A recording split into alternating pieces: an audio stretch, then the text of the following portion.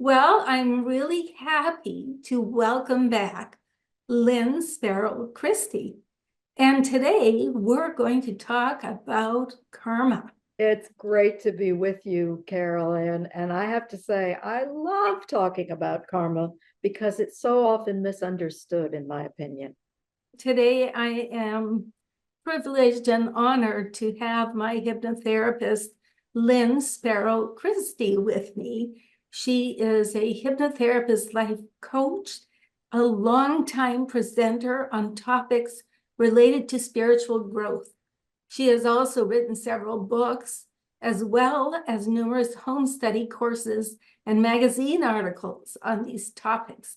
You can learn more about her work at accessyourpotential.net, and I've also put that link down below. Actually, I heard Shirley MacLaine say that if your life is some kind of terrible thing at this time, you obviously are not very advanced spiritually, some kind of thing like that, as if you're wonderful and healthy and rich in this life, then you're a really great person. But if you're not, you're a really bad person. Anyway, that's what I understood she was saying.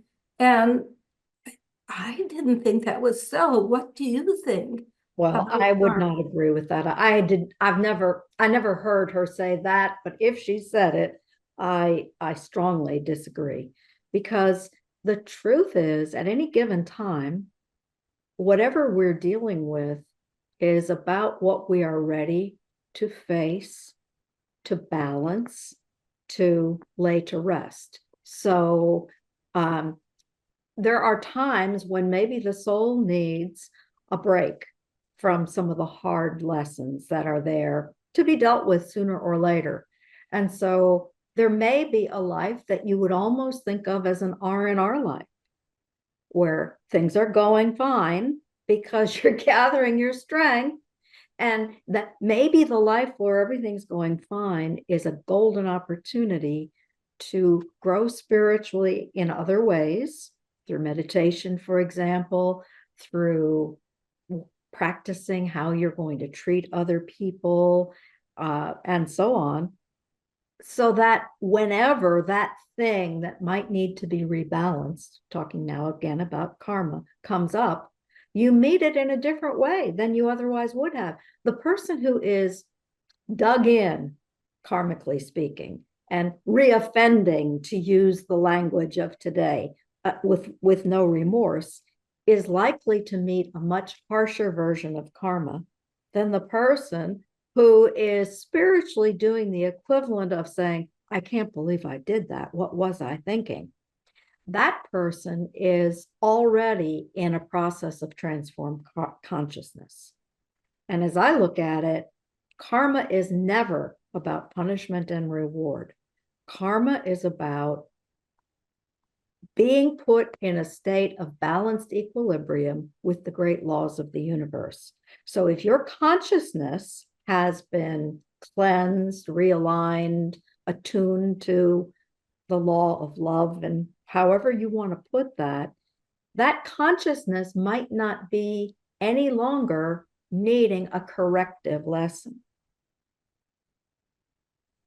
So often people can meet karma by making restitution rather than facing retribution. A person who's living a life as a wonderful philanthropist, for example, could, and I'm not saying it's necessarily the case, but if we speculate, could have been someone who was a robber baron in another life, who robbed and stole, but in the meantime woke up spiritually. So now, instead of having to be stolen from, they're given a chance to prove that they're a different person and be generous and philanthropic and things like that. Okay, I hear you. I'm glad that you gave that example because I think a lot of people believe that karma, that, oh, actually, I know someone who is suffering terribly in this lifetime. And she is somehow content with it because she believes that this means she's being cleansed and she won't have to deal with it in the future. And by talking about suffering, I mean that she doesn't go and get the help she needs. Mm-hmm. She could do some exercising. She could change her lifestyle. She could go and get help from various people, but instead she almost enjoys suffering and believes that this is her way of getting out of her karma. Mm. You know, That describes a very complex situation. And whenever we're talking about possible past lives and past life causes, it's hard to ever know the true intentions, let alone the history of another person.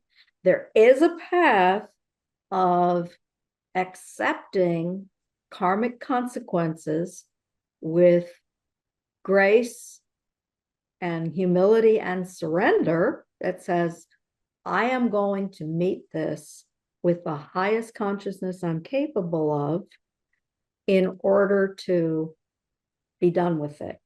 However, that doesn't necessarily mean you become passive about making things better with whatever tools are at your disposal.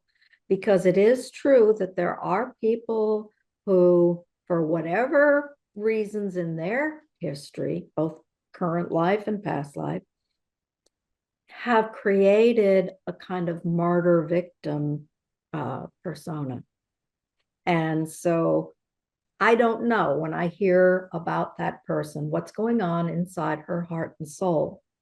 I think that if she truly believes that by accepting these limitations, accepting this suffering, and in some way claiming it as her karmic rebalancing, she could turn out in the long run okay with it. But she might not necessarily need to suffer. And that's your instinct. You see her suffering in ways that, from your point of view, are unnecessary. yeah. It's kind of like the victim of domestic abuse who stays there as a way of loving this other person. Probably not a good idea. Right. Absolutely. Okay, I want to ask another question on karma.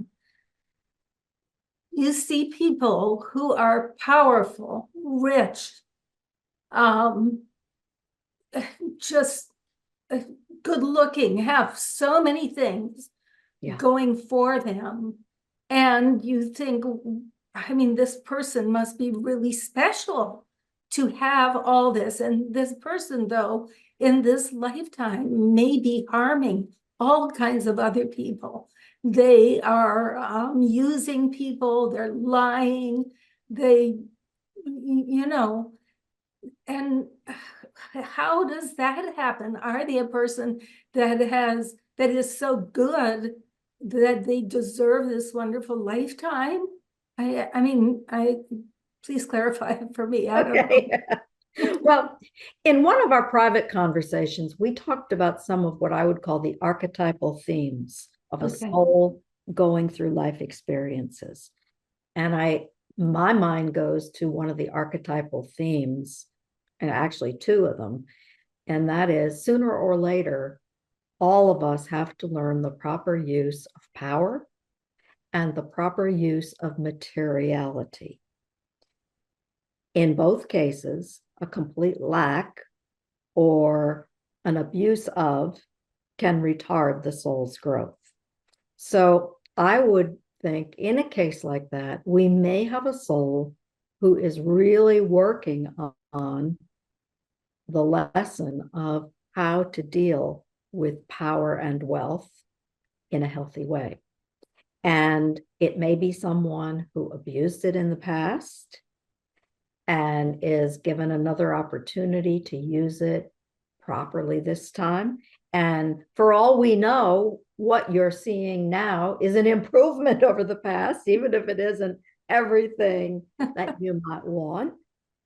It could be a soul that has never had power or wealth and is now finally being given a shot at learning how to handle it.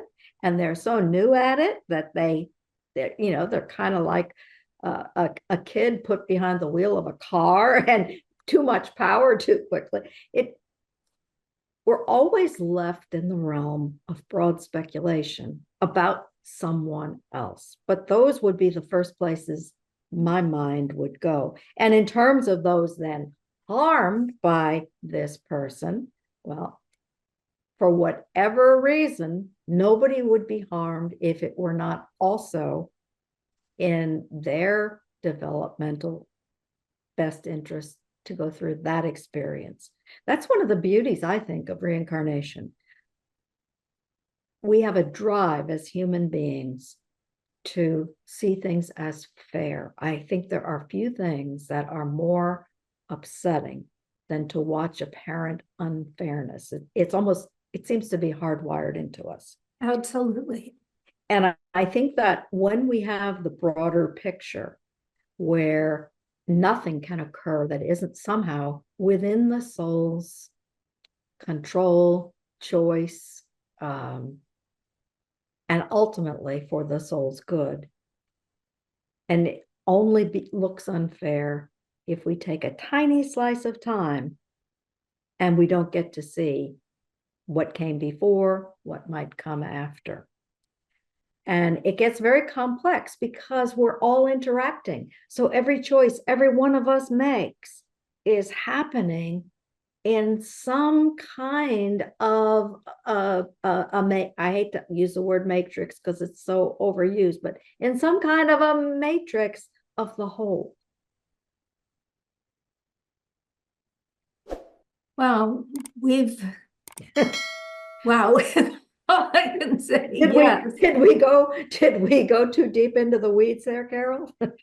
Thank you so much, Lynn, for your insights on karma. You're very welcome.